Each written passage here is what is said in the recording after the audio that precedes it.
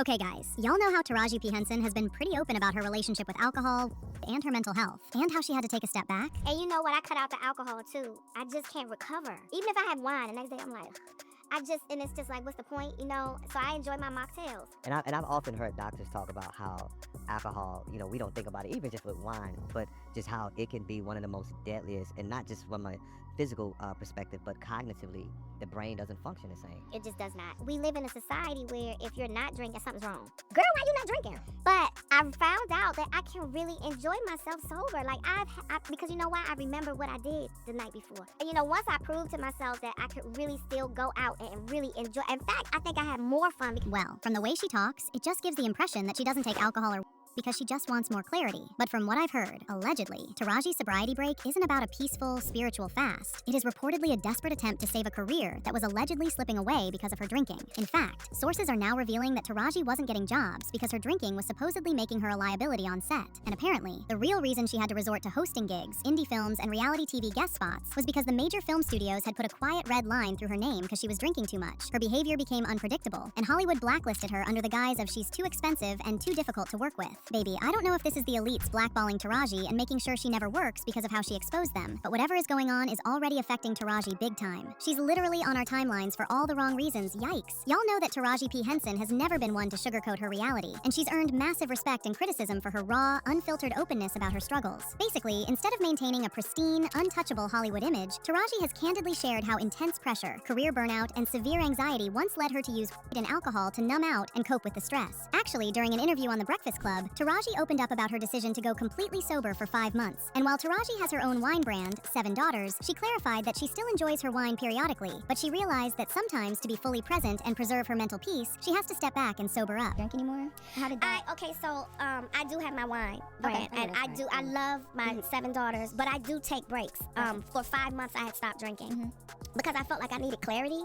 I needed to get rid of some negative energy that was in my life that I couldn't see. Because, and not to say that I have a drinking problem or anything like that, I just think like you fast sometimes because you need to reset your system.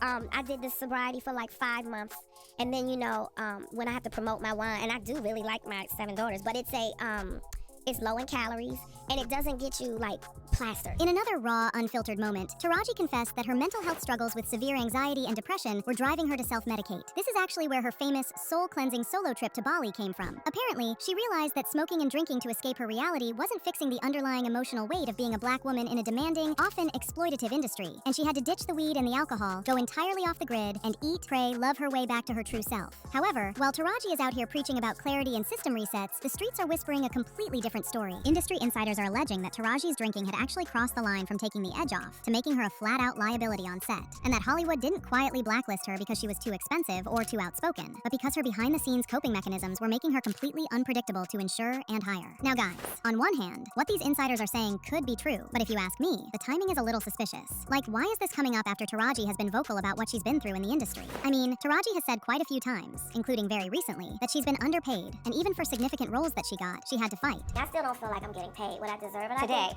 Today. I haven't gotten a raise or paid. I've been getting the same amount for films since, I think it was Proud Mary. Since Proud Mary, which was what year? 2018 was when I finally got a real quote. I haven't gotten a raise since then. And each and every project that I had to fight for that. You still have to fight. I have to fight. Taraji also revealed in a different interview with the SAG-AFTRA Foundation that the situation was so bad that she got rid of everyone after she had no roles or endorsements set up after Empire, which ran from 2015 until 2020. She also said her team wanted her to star in another show starring the popular character Cookie, and she would have been open to doing it if they got it right, but her team failed her, and they all had to go. Representation firing everybody after Cookie. Everybody had to go. Where is my deal? Where's my commercial? Cookie was top of the fashion game. Where is my endorsement? What did you have set up for after this? That's why y'all haven't seen me in so long. They had nothing set up. All they wanted was another Cookie show, and I said, I'll do it, but it has to be right. The people deserve. She's too beloved for y'all to up. And so when they didn't get it right, I was like, well, that's it. And then they had nothing else. In fact, Taraji even opened up more about what she went through on The Color Purple, saying in an interview with New York Times that she almost had to walk away from the film over frustrations surrounding what they were paying her and the working conditions. She also said that she was forced to audition for the role of Suge Avery, despite being director Blitz's #1 choice, having success on Empire, and earning an Oscar nomination, among other accolades. Well, soon after this, there were videos that made rounds on social media that made it look like Taraji was just done with Oprah and the show. Like there was a video where Taraji looked like she was fighting back her urge to cry, and it really looked like she may feel slighted by Oprah. Fans also noted how Oprah moved away from Taraji to pose next to Danielle Brooks, and after doing so, her smile noticeably widened, while fellow cast member Fantasia Barrino appeared concerned as she looked over at Taraji. Let's just say that the rants she went on after The Color Purple only made things worse for her, and Oprah Winfrey was getting a lot of backlash for supposedly mistreating her cast. Oprah actually addressed the issue several times, because even after posting about Taraji, she was still getting a bunch of comments about how she mistreated Taraji.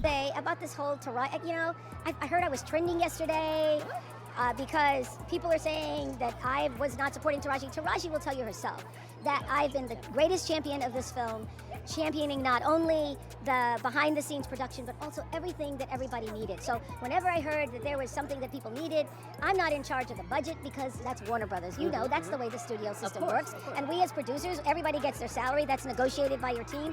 And so whenever I heard there was an issue or there was a problem with the cars or there was a problem with the food, I would step in and do whatever I could to make it right. And I believe that she would even vouch for that and say that it's... But regardless of what both Taraji and Oprah said, the damage had already been done, and the consequence was that The Color Purple dipped in ratings. There were even reports that the executive producers of The Color Purple had an emergency conference call with Oprah Winfrey and blamed Oprah and Taraji for the flop. Apparently, the film went direct to DVD while still in theaters because the producers were trying to get back as much money as they could after the flop, and they felt like Oprah should have sat Taraji down and gotten her in line before she started airing her issues while promoting the film. Now, allegedly, in the conversation they had, the execs said that Taraji would be blackballed because she was the reason why the film essentially stalled and cost them millions of dollars. Also allegedly, the execs of The Color Purple felt like Taraji had been too vocal about the pay disparity in Hollywood because she did not get nominated for the Golden Globe Awards. Remember Fantasia Barrino and Danielle Brooks got nominated for their stellar performances, even though neither nominee scored an award? But Taraji, on the other hand, did not even get nominated. Honey, soon after this is when the rumors started claiming that Taraji's public battle with severe anxiety and her admission that she used alcohol and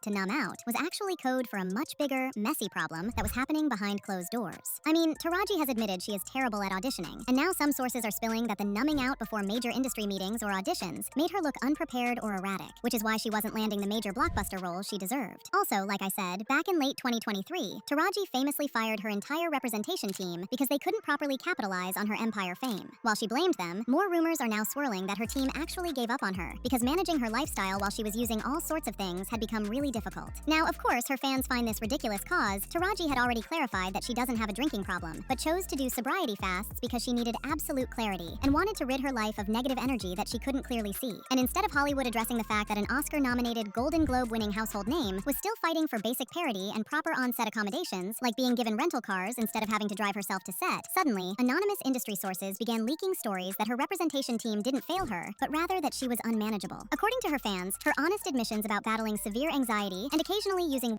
or alcohol to cope were suddenly weaponized and got her blackballed. Or maybe, hear me out, maybe it is possible that Taraji was so deep in the sauce of her own coping mechanisms that she couldn't see how it was bleeding into her work. Think about it. When you're dealing with high-functioning anxiety, you often think you're holding it all together with scotch tape and wine, but everyone around you can see the cracks. If she was consistently numbing out just to get through the day, could that have translated to missed cues, foggy auditions, or a vibe on set that made producers quietly hesitate to sign her name to a multi-million-dollar contract? Maybe the alcohol did in fact ruin her career, and she just never realized it. I don't know, guys. When it comes to Taraji, there's just been a bunch of different opinions, with some saying she's too full of herself, and others saying she deserves so much more. So it's really hard to determine whether she was actually blackballed, or she's just not who she thinks she is. But